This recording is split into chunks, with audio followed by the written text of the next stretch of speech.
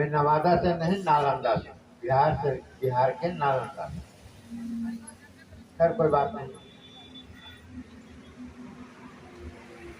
हम आप अपने गुरु की चर्चा में बैठे और यह विद्यालय है हमारे आपके गुरु का। तो सबसे पहली बात मैं आपसे यह जानना चाहूँगा कि आप अपने बच्चों का किसी विद्यालय में नामांकन कराए हैं? सारे लोग कराए हैं। उस विद्यालय का कोई क्लास प्रारंभ होने का समय होता है, उससे पहले अपने बच्चों को वहां भेजते हैं कि बाद में भेजते हैं? कोई ऐसे हैं जो विद्यालय के समय से बहुत बाद अपने बच्चों को विद्यालय भेजते हैं? कोई नहीं है। यह जानते हुए कि वहां जो ज्ञान मिलेगी वह लौकिक जीवन के लिए, इस संसार के लिए है। और यहाँ तमाम हम आप जान रहे हैं कि यहाँ आध्यात्मिक वर्ग है, जीवन के विषय में हमको आपको ज्ञान लेना है गुरु से। और तब आपको सूचना कै बजे मिली थी क्लास लगने का? कि 11 बजे से गुरु का कार्य शुरू होगा और 11 बजे तक कोई बहन कोई भाई उपस्थित नहीं हुए, या मैं प्रत्यक्ष दर्शी।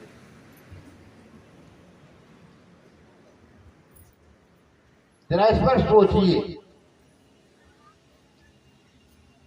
सबसे पहली बात तो हम यहाँ आएंगे तब ना कुछ सुनेंगे, समय से आएंगे तब ना। यह बात यहाँ मजबूरी में कहना पड़ रहा है। अच्छा तो नहीं लगता है? कुछ भी बात यहाँ होगी तो आप रहेंगे तब ना सुनेंगे, और सुनेंगे ही नहीं तो समझेंगे कैसे, और समझेंगे नहीं तो करेंगे कैसे? दूसरी बात, भगवान शिव की पूजा, भगवान शिव की पूजा और भगवान शिव गुरु की चर्चा, ये दोनों उस प्रकार से है जिस प्रकार से गर्मी के दिनों में आप पंखे की हवा, तार वाले पंखे की हवा हाँकते थे,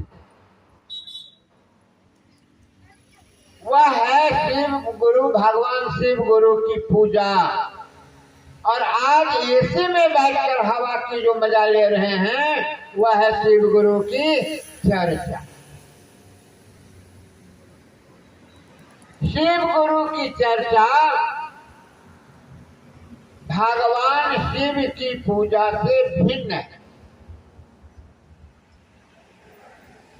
हम आप 3 सूत्र कर रहे हैं।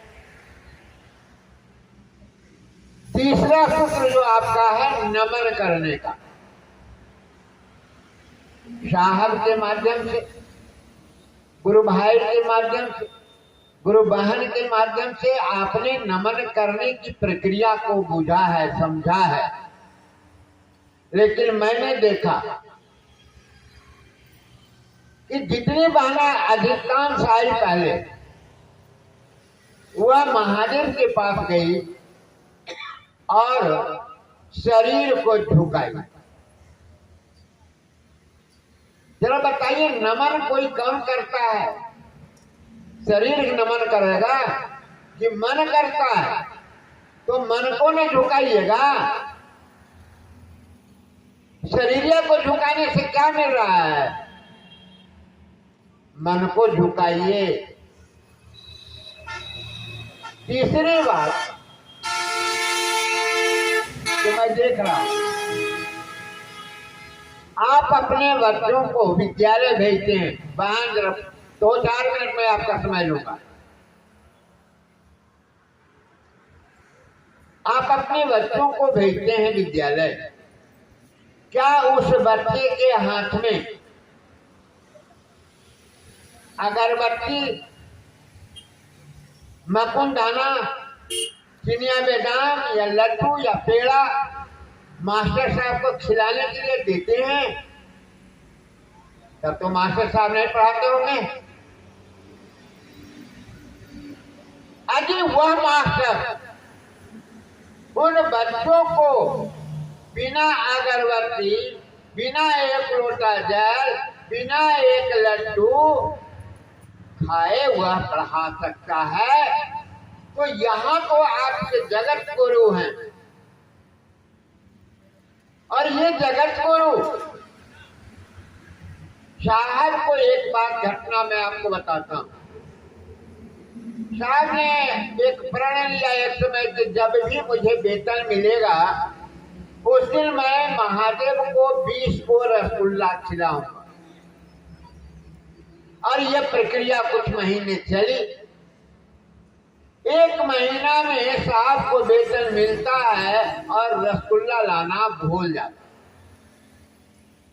और समय बीत गया, 2, 4, 5 दिन बीत गया।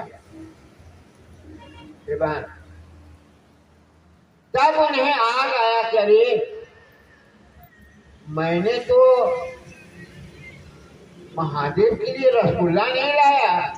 चाहते हैं माफी मांग लेने के लिए कि अगले महीना में मैं 20 के जगह पर 40 लाऊंगा। साहब को महादेव ने कहा, सिया सिया मुझे दांत हैं जो मैं खाऊंगा, मैं तो तेरा भाव खाता हूं। इस बात को हम आप कर सकते।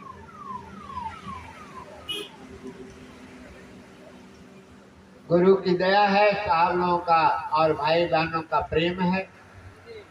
जब भी मैं बंगाल अंडा लाता हूं और भाई लोगों के माध्यम से जब सूचना मिलती है, तब तक गुरु की दया होती है और आप लोगों के बीच आता हूं।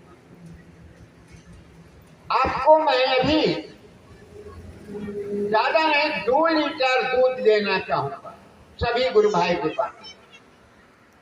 आप कहाँ ले जाइएगा? आंचल में तो नहीं ले जा सकती है ना, चादर में तो नहीं ले जा सकते हैं ना। उसके लिए पात्र चाहिए। उसके लिए क्या चाहिए? पात्र चाहिए, और वह पात्र स्वच्छ चाहिए।